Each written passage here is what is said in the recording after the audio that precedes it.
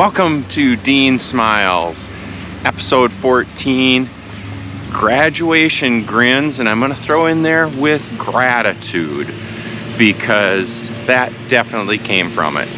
First, I'm Dean, a retired middle school science and STEM teacher, and I'm passing on my smile stories that, one, reaching back, which happened in my classroom, and then because of that and because of family and stuff, continue to happen now as I'm out of the classroom. Graduations, we see the graduation signs everywhere. We see the graduation market of things being sold, and there are definitely grins and smiles. And the way I defined it, and I looked up, a smile is that to which you tighten your face and you show all your teeth. A grin can be kind of piercing your lips, and sometimes for me a grin is showing gratitude, but then actually pausing and thinking about the gratitude for a bit. So and within that, the fish philosophy, here are the 4 fish philosophies, and this one that we're hitting today with going to graduation parties is be there. We want to be there for the person and the families that have invited us. But for me, it turned out they were there for me as I move forward. So definitely the message of today. So first, start out. Just so blessed. On the initial graduation list, there were 3. 2 neighborhood graduations. One's yet to happen, one happened, and very informal invitation, but it was cool. So we went over and just hung out with neighbors, laughed, friends, and had a great time. Okay? That sharing of fellowship and community and cool and kind, wishing you the best at the next endeavor you have. Then I got in the mail, so 1 in the mail, and that turned into 3 graduation notices. And I kind of expected to get one from Maggie because Maggie and her family are very close to us. Maggie's family, there's her and 5 other children or siblings, and we have 5 kids, and we've just stayed connected. And Maggie was part of that group that I had when I was still in 6th grade, and then I had again in 7th and 8th grade. Very lucky, very blessed. So we really got to know each other. And the story I'll never forget, Maggie, that I heard from Mom is when I went to 7th grade, we went to a semester system. So for design robotics, the class was in semesters, so it was only half of the school year and then you switch. So Maggie was in the second half of the second semester. There we go. And the first day it was part of a long weekend, and I had taken a personal day to have an extended weekend in Arizona. Well, I wasn't there for the first day. It was a substitute teacher. I was still in 6th grade mode and thought it was fine. And Sheila tells me, Maggie was really upset with me because you can't miss a day of school on the first day. And so bless her heart, and it made me feel so good. Fast forward to Maggie's. So we went, and there's a horn, went to Maggie's party. Incredible party. As far as weather, it couldn't have gone more wrong. As far as a warm party, it couldn't have gone more right. Everybody was packed in under the tent in the garage. Maggie sees me right away. We come and talk. Oh gosh, wishing her the best. I'm so excited for her and where she's going. And Gonzaga is lucky to have her. But while I was there, students were reaching out. and talking to me, and asking how I was going. And then we got to have good conversations with at least 10 students and a few parents here and there. So beautiful, so awesome, heartwarming. It was so fun. And going back to the Grins, it was fun to watch around the room with the smiles of, Maggie was happy, big smile. You look at the parents, they're happy, but as a parent, you have kind of that nervous smile. You're glad you're here, but after they go to college, life changes, and everything in between. Okay, now that was Maggie's. So the week prior, I'm going backwards again. Here is the part that I am so honored, and they were there for me. I get a message to be invited to Ruby's party, and Ruby and her mom, we are connected as family, so that one didn't surprise me, but it was Ruby and Viv. Okay, so now we're up to 3. Well, first thing you know, I get this all in one night, all within 2 hours. I get a message from another student. You got to come to mine. I heard you were going to Maggie's. You got to come to mine. Here's my notice. And then another student. I heard that you're going to be up going to Edina graduations. I didn't know how to reach you. I hope this gets to you. Boom, got it. Another student, please come to me. First thing you know, the graduation in Edina, go Hornets, went from 1 or 2, and to 9. And that's, I know social media can get a rap of trying to keep up and only putting your best life, but what a cool way to be connected and stay connected. And here's the part, as I go through the story, that I want to pass on to especially educators, but to anybody, because whether an official title of teacher or not, you are influencing someone in your life.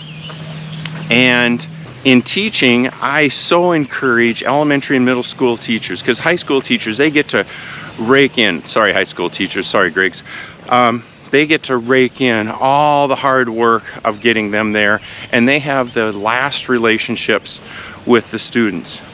Educators, and especially now in this digital era, stay connected with your students, and especially those students and families that are special to you, because there are students that, in middle school can be awkward, and there are students that are purely 100% awkward 6th, 7th, and 8th grade students.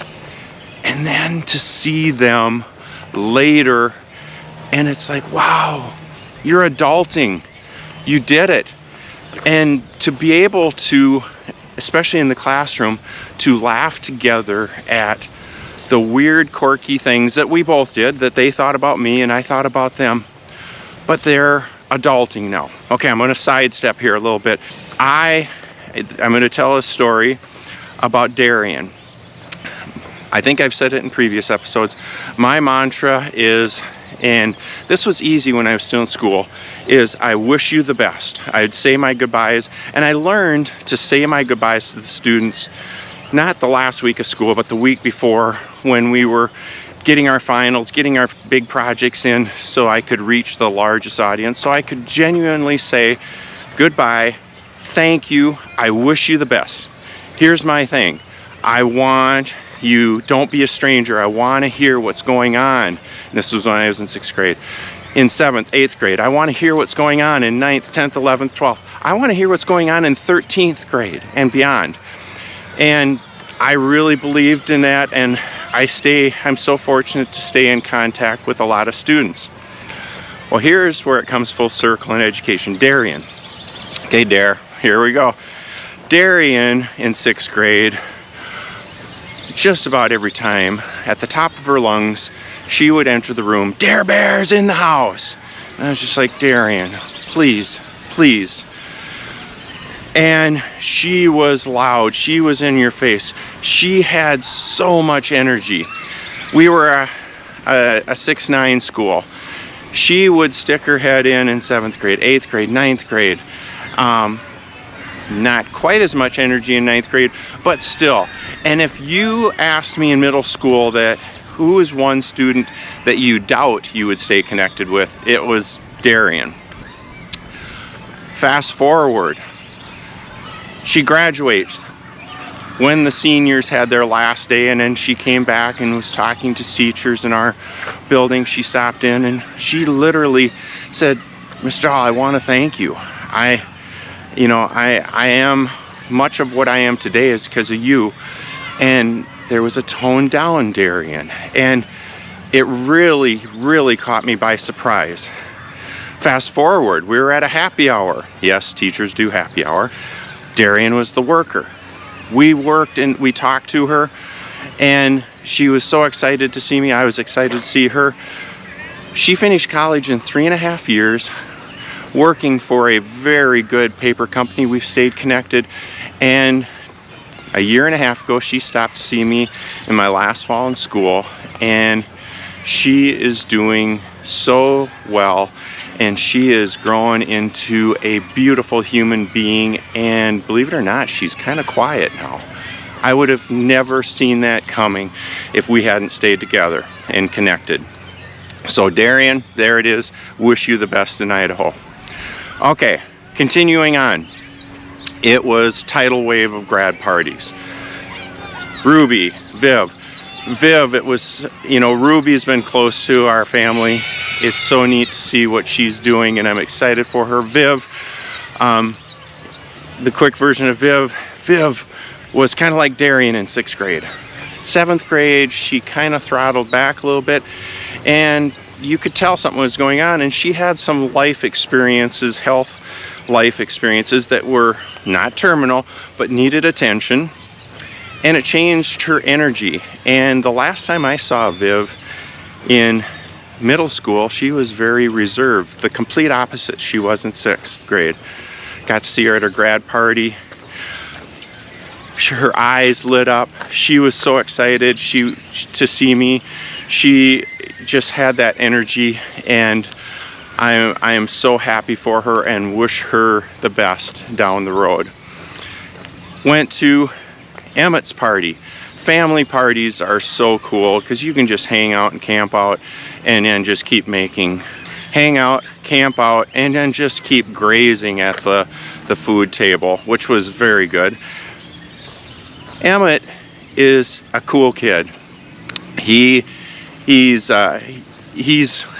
didn't get exactly what he wanted yet for his college plan, but he's taking and choosing his attitude, and it was so good to hang out and talk to him and see all these smiles and so much of how much he was loved. And then watching the highlight reel that they posted and from their computer and pushed up to the monitor, it was fun to see young Emmett to adulting Emmett, and he's gonna nail it, and I'm excited for him. Matthew, talented artist. We just hit it off in 7th grade when I moved to the STEM lab. We would stay connected here and there. Very nice, respectful student, and a darn good kid. So I'm walking to Matthew's, and first I hear this kid yell my name out really loud, "Bennett." And I was just like, "Oh my gosh, Bennett." And we shook hands. He said, "You gotta hurry, the concert's starting." And so I come around the corner, Matthew sitting at his chair, got his guitar, and he sees me, yells a hello, and he plays a couple songs solo, a couple with his dad. Oh, that was so cool. And then finished with this one, and I'm gonna show you part of it, and wow, pretty darn cool. better clothes and let me guide you to the purple rain. Purple rain, purple rain. Purple rain, purple rain. Purple rain, purple rain.